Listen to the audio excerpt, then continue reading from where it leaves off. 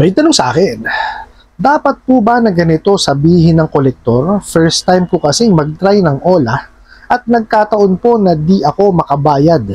Tapos ganito message sa akin. Wala ka ba talagang balak magbayad?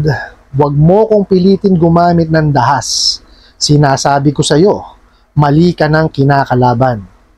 Di mo magugustuhan kapag nilakad ko tong account mo sa legal department namin. Sinisiguro ko sa'yo na makukulong ka bukas na bukas din. Huwag mo kong subukan. Tandaan mo. Hawak namin ID mo, picture mo, Facebook mo, pati address mo nasa amin.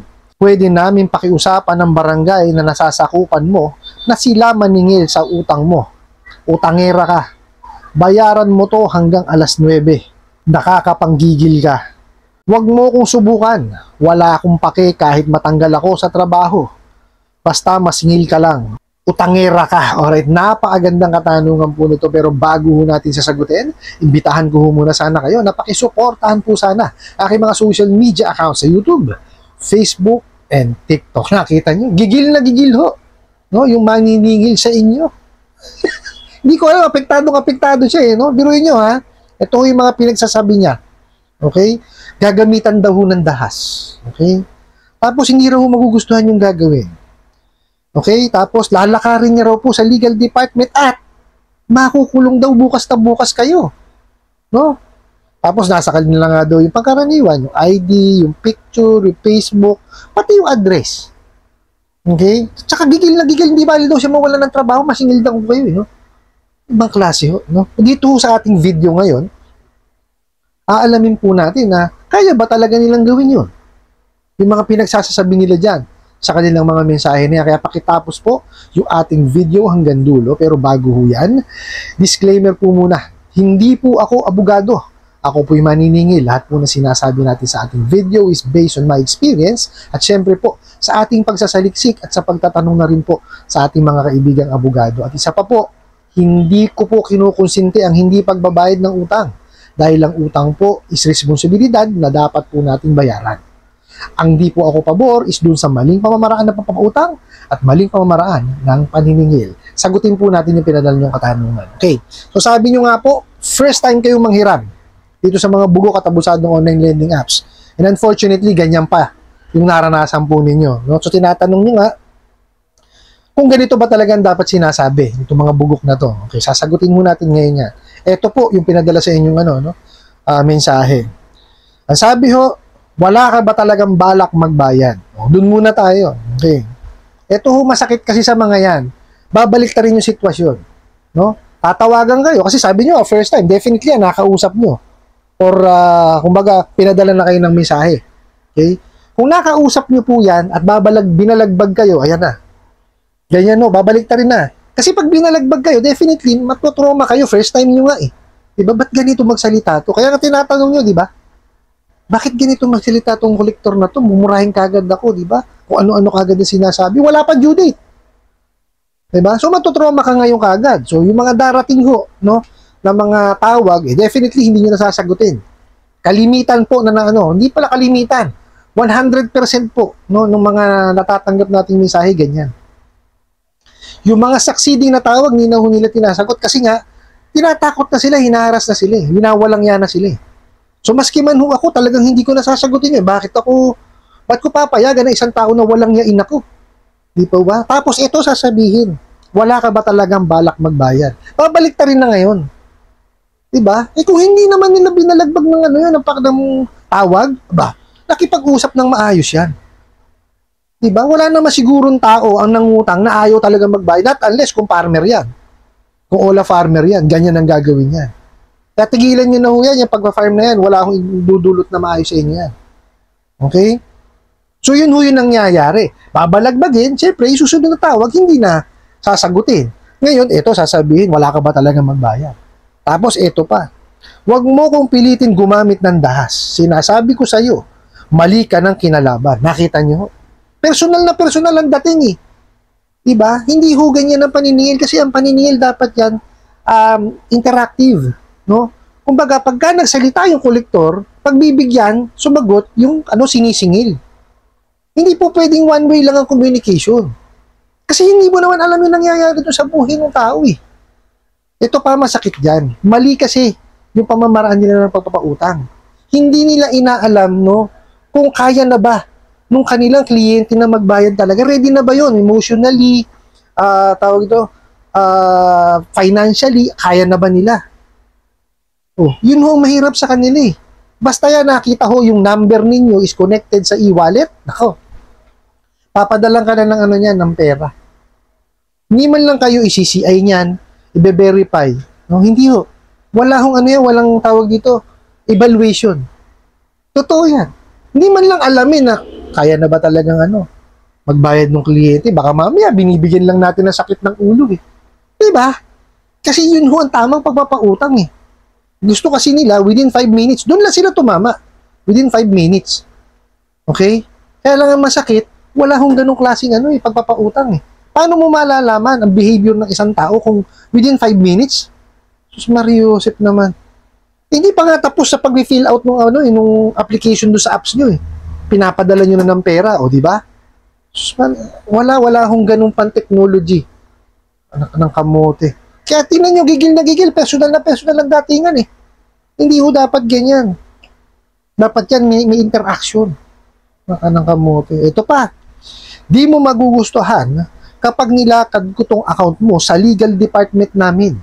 Sisiguraduhin ko sa'yo, makukulong ka, bukas na bukas din. Anak ng kamote, nagpakulong pa. Diba? Oh, samantalang nakalagay po sa saligang batas natin yan. Wala pong nakukulong sa utang. Kung utang lamang po na hindi pa nababayaran. Okay? Liliwanagin ho natin kasi baka meron na naman pong mag-comment at meron na naman pong magpadala ng ano, ng message sa akin na kinukonsinti ko. Hindi ko ho kinukonsinti. Yan ho yung nasa batas natin. Okay? Wala naman ho talagang nakukulong sa utang. Kung utang pa lamang po, na hindi nababayaran. Pero, kung yan po, sinamahan nyo ng panlulukot, panlilin lang, ayan. Meron hong possibility na makulong kasi may criminal liability yun eh.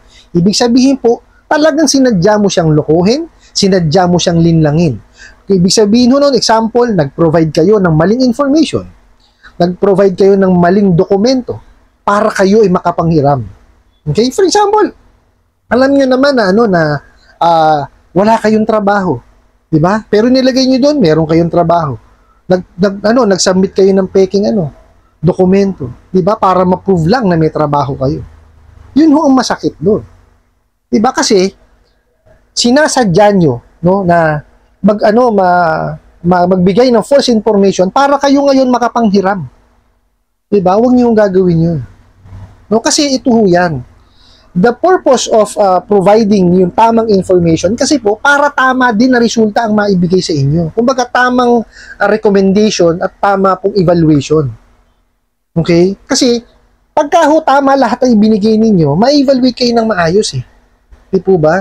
Ito bang nanghihiram mentally prepared na? Emotionally prepared na po ba? Or financially prepared na po ba? Okay? Kasi hindi po pwede na manghihiram, walang trabaho, estudyante. Paano ho magbabayad yun? Kaya nga ho utang eh. Di po ba? Ang utang po is responsibility yan na kailangan bayaran. Hindi ho yan po pwede na nakahiram ka, hindi mo babayaran. O kung kailan mo gustong bayaran, hindi po. Yun ho ang masakit dito sa mga buo at abusadong online lending apps na to. Akala po nung ibang mga first time na nanghihiram, ganun yung normal na pagpapautang, which is mali po. Okay? May purpose po yung credit investigation, verification, tsaka evaluation. Hindi ho basta-basta yan. Kaya yung sinasabi nila na na malabo pa ho sa alkitran yan. Not unless kung nanloko ho kayo, yes, pwede. Pero wala po, ulitin ko, wala pong nakukulong sa utang kung utang lamang po yan na hindi pa nababayaran. Okay, pwede naman mag-usap eh, para mabayaran yan eh. Di po ba? Nangyayari kasi, balagbagan itong mga bugok na to. Ito pa po. Huwag mo kung subukan. Tandaan mo. Ito yung lagi nilang panakot eh. Hawak namin ID, picture, pati daw Facebook nasa kanila ho. Tsaka yung address. Okay, sige. Given the fact, hawak nila. Kasama sa documentary requirements yun eh. Pagpapasa ka ng ID. Diba? Meron pa nga silang yung facial recognition o selfie. Di po ba? At ang masakit, nanghihingi ho sila ng link or yung malware na pumasok sa cellphone niyo, kinukuha information niyo ngayon, pati ngayon yung Facebook account niyo na nakukuha na nila. Ay, totoo, masakit. Di ba? Sasabihin nila, nasa kanila yung alam nila yung address mo. O, alam naman pala, ba't di nyo puntahan? Ba't kailangan nyo takutin? Sira ulo kayo? Eh, yun ang tradisyonal na pamamaraan ng paniningil. Yung pagpunta sa bahay. Makipag-usap, makipag-ugnayan. Kung di na kayo kasi mahirap sa inyo, kung kinausap nyo ng maayos yan, hindi kayo mag-aabot ng ganyan takutan. Para kayong mga tanga kasi. Ito. Wait, ito masakit eh. At nakakatawa. Okay? Pwede namin pakiusapan ng barangay na nasasakupan mo. Na sila maningil ng utang mo. Nak kamuti, pati barangay. Ginawang maningil. Diba? Oh, saan ho kayo nakakita? Diba? Halal ng bayan. Ang constituent yung sinisingil. Ba't gagawin maniningil? Sira ulo. Kayo mga bugot at abusadong online lending apps na ahente. Kung gumawa, lahat na lang ginawa nyo katarantaduan no? Trabaho nyo ang maningil. Hindi nyo trabahong manakot. Okay? Kaya kayo hinire ng company ninyo para kayo'y maningil. Ang masakit kasi sa inyo, wala kayong alam sa paniningil talaga. Tapos turo pa ng amo nyo, yan ang masakit. May supervisor nga kayo, bugok din. May manager kayo, bugok din. Karagis na yan. Napakarami pa mamaraan ng paniningil eh. There are ways. Mahirap sa inyo, wala kayong policies and procedure. Kung meron kayo nun, madali yan. Diba? Mariosep kayo. Ewan ko. Tapos bayaran mo to hanggang alas 9. Galit na galit. Lahat capital. Ito pa. Huwag mo kong subukan. Wala akong pake kahit matanggal ako sa trabaho. Basta masingil ka lang. Utangira. Nakita nyo? Galit na galit. Personal talaga. Hindi ho ganun. Diba? Tsaka, ito. Bakit ka naghahanap buhay kung hindi ka takot matanggal sa trabaho? Sira ulo ka ba?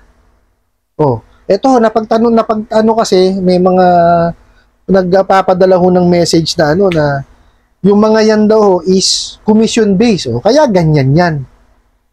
Diba? Unlike ko kasi sa ibang mga lending, kagaya namin, fix po kasi kami. Fix ang salary namin. So, hindi kami pressured na talagang singil lang na singil, hindi. Although yes, it's a part of our job na maningil. Kaya kami nagadaan namin doon sa disiplina eh. Sinusunod ho namin yung prohibition ng unfair debt collection practices eh. Yung mga bawal doon, hindi namin ginagawa yun. Itong mga to, yun ang laging ginagawa. Ayan. Kasi commission based eh.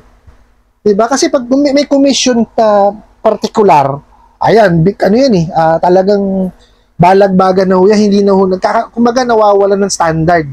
Hindi na susunod yung dapat sabihin, yung dapat gawin, yung mga pamamaraan ng panin, wala na ho. Okay? At ang masakit pa doon, bukod doon sa ganun, itong mga may-ari, itong mga manager, supervisor, sila nagbibigay ng spill. Kaya tingnan nyo pagka nagtanong kayo ng iba at wala doon sa spill nila, wala na, mumurahin ka na lang niya kasi hindi na nila alam yung susunod na sasabihin.